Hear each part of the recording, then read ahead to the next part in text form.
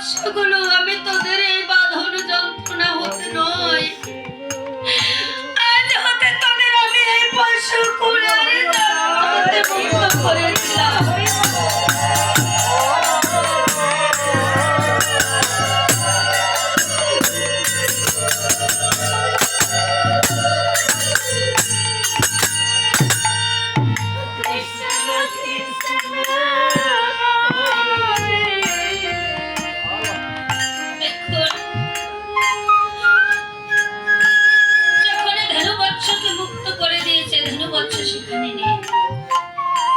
সন্ধ্যার পূর্বক্ষণে রাখালগণ যখন ধনুবৎসগুলোকে নিতে এসেছে, একটাও ধনুবৎস সেখানে নেই। তাই তারা মনে মনে ভেবেছে মনে হয় জগন্নাথ মিশ্রের কুপুত্র নিমাই ওই ধনুবৎসের বাঁধন খুলে দিয়েছে, তারা যেন কোথায় হারিয়ে গেছে। তাই মনে করে সচী মাতার কাছে গিয়ে ডেকে ডেকে বলেছে, মা কোথায় আছো? সচী মাতা তুমি একটিবার আমাদের কাছে ছুটে এসে কথা শুনে যাও। সচী মাতা বলেছে, কি হয়েছে বাবা? রাখালগণ বলেছে, মা তোমার দুষ্ট নিমাইকে তুমি একটু শাসিয়ে দিও মা, কেননা আমরা প্রতিদিন ধনুবৎস মাঠে দড়ি দিয়ে বেঁধে রেখে চলে যাই, আবার সন্ধ্যার আগে নিয়ে যাই। আর আজ তোমার দুষ্ট নিমাই আমাদের এই ধনুবৎসের বাঁধন খুলে দিয়েছে, তাদের আমরা খুঁজে পাচ্ছি। তাই তোমার নিমাইকে যদি তুমি নিজের শাসন না করো, যদি নিজের শাসন না দাও, তাহলে আমরা যে তোমার নিমাইকে অবিশ্বাস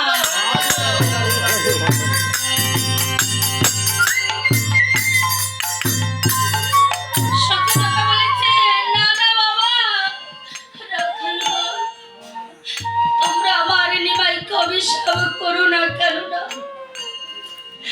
আমি বড় ছেলে বিশ্বরূপকে হারা হয়ে পাগলিনী হয়েছিলাম, কিন্তু যেদিন থেকে নিমাইকে আমার কাছে পেয়েছি, সেদিন থেকে বড় ছেলে বিশ্বরূপের কথা ভুলে গিয়ে আমি আমার নিমাইকে নিয়ে এই ভাঙা বুকে সান্ত্বনা দিয়েছি। বাবা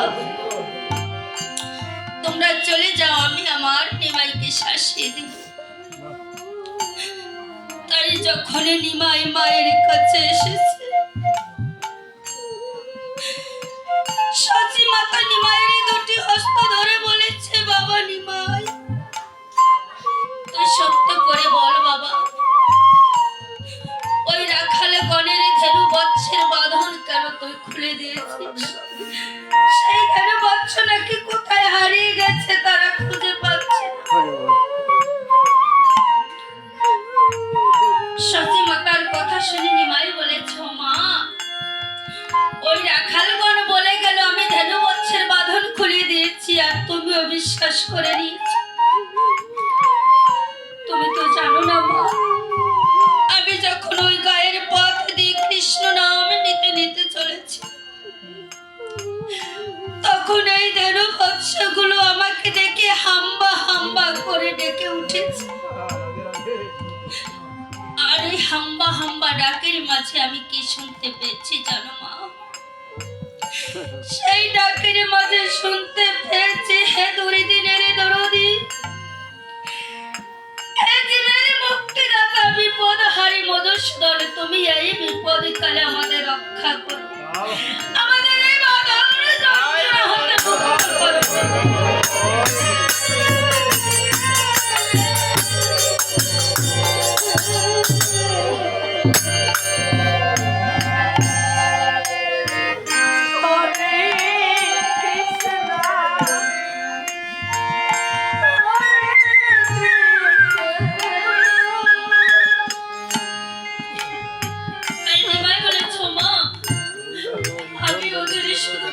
যন্ত্রণা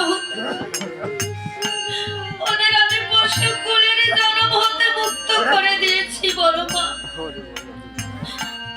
এতে যদি আমি অন্যায় কিছু করে থাকি, তাহলে তুমি আমাকে অধমের সন্তান বলে ক্ষমা করে দিও মা।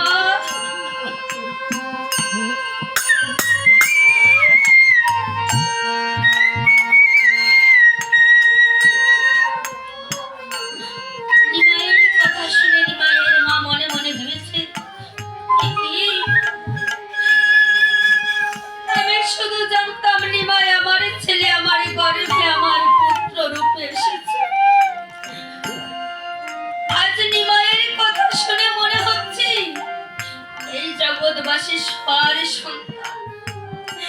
এই জগৎবাসী সবার মঙ্গলের জন্য আমার নিমাই এই জগতের বুকে এসেছে।